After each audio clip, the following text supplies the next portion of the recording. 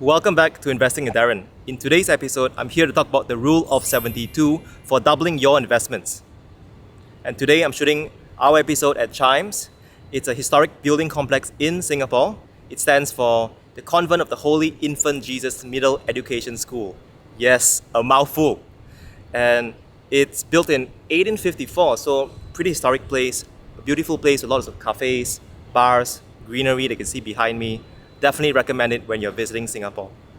I do my best to shoot my different episodes across different locations in Singapore because right now it's hard for us to travel. So hopefully some of my international viewers get to enjoy a little bit of what Singapore is. What is the rule of 72? It is a simple formula to help you to calculate how long it takes to double your investments. Here's an example. Let's say you have an investment with a 4% interest rate. So what you do is you take 72 divided by 4 and you're going to get 18 years. So it's going to take you 18 years for an investment with a 4% interest rate to double your investment. That's a pretty long time. You can also use it the other way. Let's say some of us say we want to double our money in 5 years. So we take 72 divided by 5 and we're going to get 14.4. What it means is that we need investments that give us an annual rate of return of 14.4% to double it within 5 years. That's how it works. So this is a very simple rule that we can use for our investments and how we plan them. Now, doubling our investments is tough. What are the options?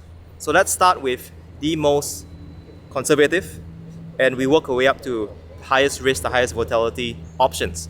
So the safest option right now is fixed deposits. In Singapore, fixed deposits average at about 0.6% annual rate of return. That's their interest rate. It's low because the inflation rate in Singapore is pretty low too.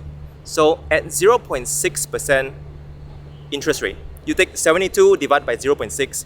Basically, we're going to double our money in just 120 years.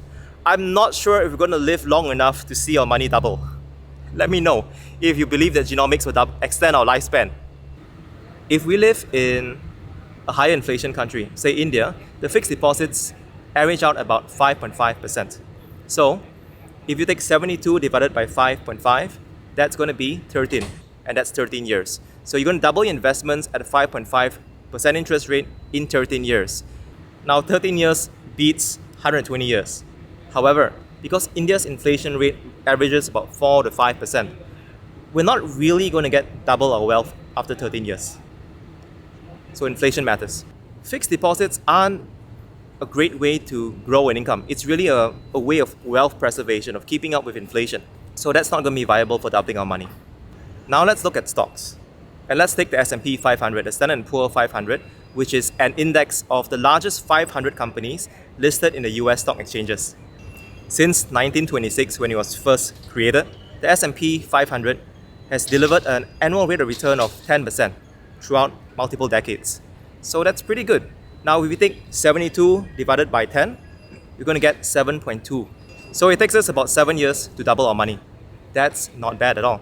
Again, this is worth more in low inflation countries like Singapore or Japan. And in Singapore, we pay 0% capital gains tax. In Japan, you pay 15% capital gains tax when you sell stocks. So you can invest in mutual funds or exchange traded funds, ETFs.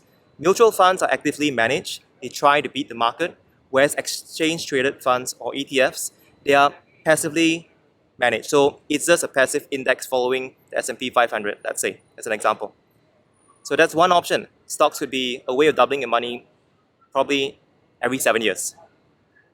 Next, if you look at a subset of stocks, we have growth stocks. Think of tech, genomics, or even space. Growth stocks are usually companies that are investing a lot, they're innovating, they've got unique technology, and we see outsized returns. Here are some examples. Take Apple. Apple stock has grown by 5 times in the past 5 years, going from a share price of $26 to $136. And this is split adjusted pricing. Next, we've got AMD. AMD has grown its share price by 16 times in the past 5 years. So the share price has went from 550 to 89. It's insane. Next, we've got Tesla, which I hold.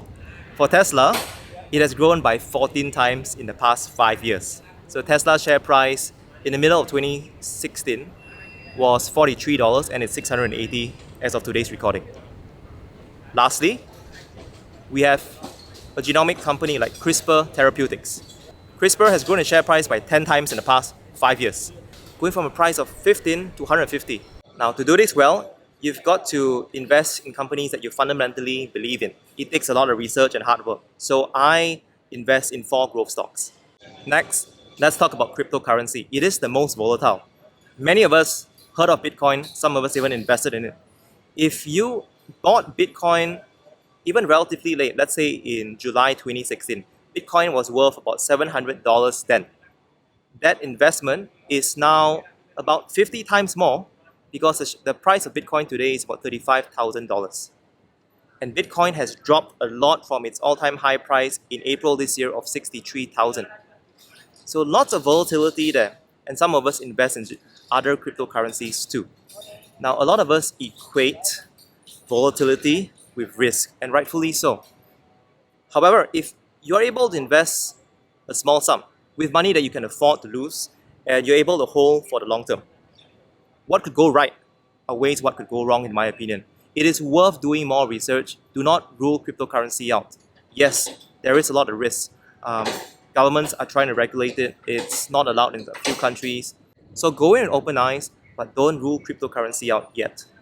In closing, the Rule of 72 is a great clarifying force for us to see our investment strategy with open eyes. Like, how realistic are our plans? Can we really double our money in a time frame that we're looking at? And for us to list down all the different options to get there. So, how have you used the Rule of 72 in your investments? Please share them in the comments below. Thank you for watching today's episode. Hit like, click the subscribe button, and let me know if you have ideas for future videos. I'll read your comments. Bye-bye. Now look at the church behind me. That's the church where the wedding scene in Crazy Rich Asians was filmed. So, got to follow the Crazy Rich where they are as we get into our investment journey.